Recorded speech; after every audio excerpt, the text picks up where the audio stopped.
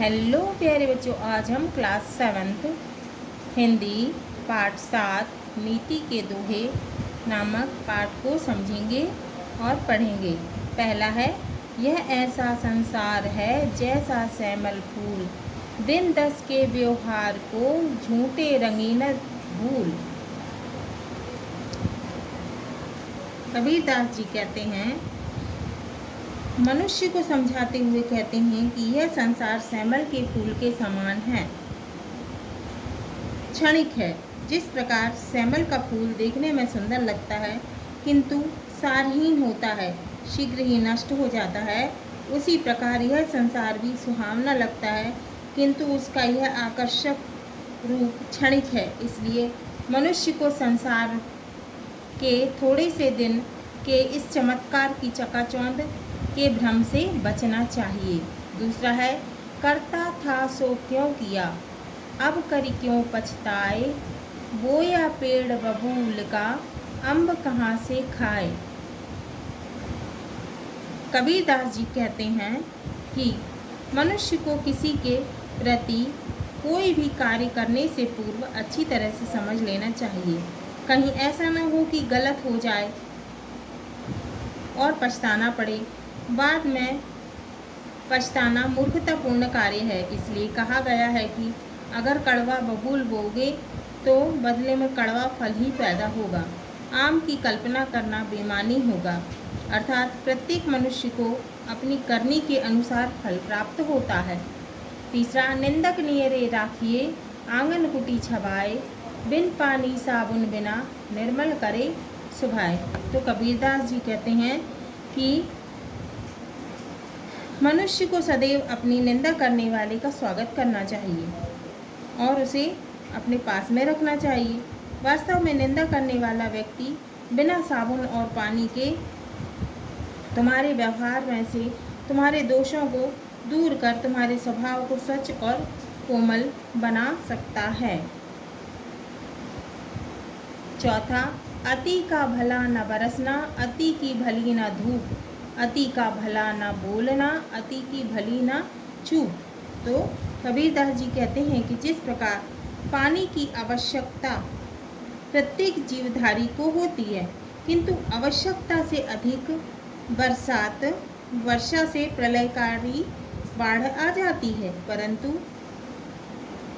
और ज़रूरत से ज़्यादा धूप भी मनुष्य, जानवर, पेड़ पौधे को झुलसाने का काम करती है, उसी प्रकार मनुष्य का ज़्यादा बोलना उसकी मूर्खता की निशानी माना जाता है तथा समय पर ना बोलना अर्थात अत्यधिक चुप्पी भी नुकसानदायक होती है। इसलिए कबीरदास जी कहते हैं कि मनुष्य को किसी भी कार्य में अति से बचना चाहिए। अब रहीम कवि के दोहे। पहला है, तरुवर फल नहीं खात है, सरवर पियहि न पान, कही रहीम पर काज हित, संपत्ति संचहि सुजान। तो रहीम कवि कहते हैं कि वृक्ष पर सैकड़ों फल लगते हैं किंतु वृक्ष अपने फल स्वयं नहीं खाता।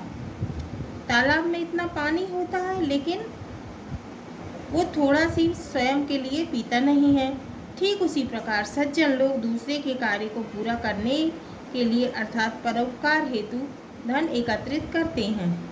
दूसरा, एक सादे सब सदे, सब सादे सब जाए, रहीमन मूल ही सींचिबो, फूले फले अघाए।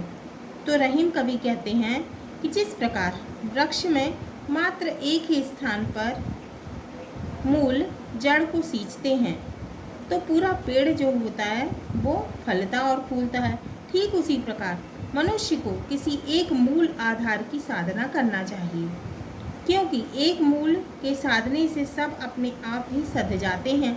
इसके विपरीत सबको साधने की हालत में सब कुछ चला जाता है, अर्थात कोई भी कार्य नहीं बनता। तीसरा है, बड़े बड़ाई ना करे, बड़े न बोले बोल, रहीमन हीरा कब कहे, लाख टका मेरो मूल। तो रहीम कवि कहते हैं कि जिस प्रकार हीरा अमूल्य रत्न होते हुए भी अपने मूल्य का आकलन स्वयं नहीं करता, अपितु सामान्य कांच के पत्थरों की भांति पड़ा रहता है। ठीक उसी प्रकार महान व्यक्ति भी कभी ऊंचे बोल नहीं बोलते और ना ही स्वयं अपनी प्रशंसा के ऊंचे ऊंचे पुल बनाते हैं। अब है तुलसीदास जी। पहला है, तुलसी काया खेत है, मनसा भयो किसान, पाप पुण्य दो बीज हैं, बुभे सो लुने निदान। तो तुलसीदास जी कहते हैं कि मानव का शरीर किसान के उपजाऊ खेत के समान है तथा उसका मन स्वयं एक मेहनत कश किसान है। पाप और पुण्य दो बीज हैं जिन्हें वह अपने विवेकानुसार अपने खेत में बोता है। यदि वह पाप का बीज बोएगा तो प्राप्त होने वाली फसल अनिष्टकारी सिद्ध होगी, किंतु यदि वह पुण्य के बीज बोएगा तो फसल अत्यंत शुभकारी सिद्ध होगी। अतः यह मनुष्य के हाथ में है कि वह कैसा फल प्राप्त करना चाहता है। दूसरा, मिथ्या माहुर सज्जन ही, खलहि गरल सब साज समसाज, तुलसी छुअत पराई ज्यों, पारत पावक आँच। तो तुलसीदास जी कहते हैं कि सज्जन लोगों के लिए असत्य कैसा है? मिथ्या। मिथ्या क्या है? असत्य, झूठ किसके समान है? विष के समान है। जबकि दुर्जन, खली माने दुर्जन व्यक्ति के लिए सत्य किसके समान है? विष के समान कष्टकारी है। ये दोनों अपने इसके स्पर्श मात्र से ठीक वैसे ही दूर हो जाते हैं जिस प्रकार आग की ऊष्मा पाकर पारा अलग हो जाता है। कहने का तात्पर्य है कि सज्जन से झूठ और दुर्जन से सत्य सदैव दूर रहता है। तीसरा है, जड़ चेतन गुण दोषमय, विश्व कीन्ह करतार, संत हंस गुण गह ही पय, परिहरि बारी विकार। तो तुलसीदास जी कहते हैं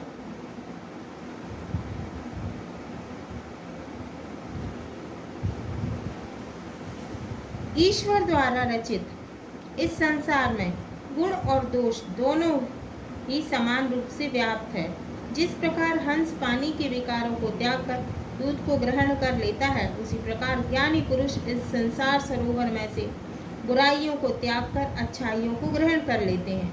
अतः हमें भी अच्छाइयों को ही ग्रहण करना चाहिए, ना कि बुराइयों को।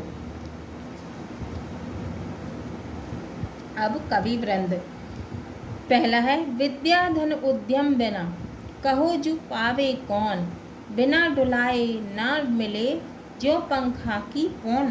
तो कवि वृंद कहते हैं कि जिस प्रकार गर्मी के समय में बिना पंखे को हिलाए उसकी हवा का आनंद नहीं लिया जा सकता, ठीक उसी प्रकार विद्या रूपी धन को परिश्रम के बिना प्राप्त नहीं किया जा सकता। अर्थात प्रत्येक व्यक्ति को अपने अभिष्ट की प्राप्ति हेतु कठिन परिश्रम करना चाहिए। दूसरा है, करत करत अभ्यास के जड़मति होत सुजान, रसरी आवत जात ते सिल पर परत निशान। तो वृंद कवि कहते हैं कि जिस प्रकार कुएं की चरखी पर निरंतर चलने वाली मामूली रस्सी से कुएं का पत्थर भी घिसने लगता है, अर्थात उस पर निशान पड़ जाते हैं, उसी प्रकार लगातार अभ्यास करने से मूर्ख व्यक्ति भी चतुर व गुणी बन जाता है। अतः मनुष्य को किसी भी कार्य में मन वांछित सफलता की प्राप्ति के लिए सतत प्रयास करते रहना चाहिए। तीसरा है, सज्जन तजत न सजनता, कीन्हु दोष अपार, ज्यों चंदन छेदे तऊ सुरभित करे कुठार। तो वृंद कवि कहते हैं कि सज्जन व्यक्ति कभी भी अपनी सज्जनता का परित्याग नहीं करते, भले ही उनके साथ कितना भी कठोर व्यवहार क्यों न हो। ऐसे सज्जन पुरुषों का स्वभाव चंदन के उस वृक्ष के समान होता है जो उस पर प्रहार करने वाली कुल्हाड़ी को भी अपनी सुगंध से सुगंधित कर देते हैं। तो अब है मौसम और कृषि संबंधी कहावतें। किसकी है ये? घाघ और भड्डरी की। पहला है, कल से पानी गर्म हो, चिड़िया नहावे धूर, अंडा ले चींटी चले, तो बरखा भरपूर। अब ये क्या है? मौसम और कृषि संबंधी कहावतें। तो विशेष पहला है, पहली कहावत में कहा गया है कि जब कलसे का पानी गर्म हो, चिड़िया धूल में नहाए और चींटी अंडा लेकर चले तो भरपूर वर्षा होने की संभावना रहती है। दूसरा है, मैंदे गेहूं ढेले चना। दूसरा, किस प्रकार की मिट्टी में कौन सी फसल बोई जाए, इसके लिए कहा है कि मैंदे की तरह बारीक मिट्टी में गेहूं और ढेलेदार मिट्टी में चने की फसल अच्छी होती है। अब हिंदी साहित्य में दोहों और कहावतों के लेखन की पुरानी परंपरा रही है। नीति, शिक्षा, उपदेश, उक्ति, चमत्कार आदि के लिए दोहा एक सशक्त माध्यम रहा है। कहावतें मनीषियों और साहित्यकारों के अनुभवजन्य कथनों, वाक्यों का रस तत्व होती है। इस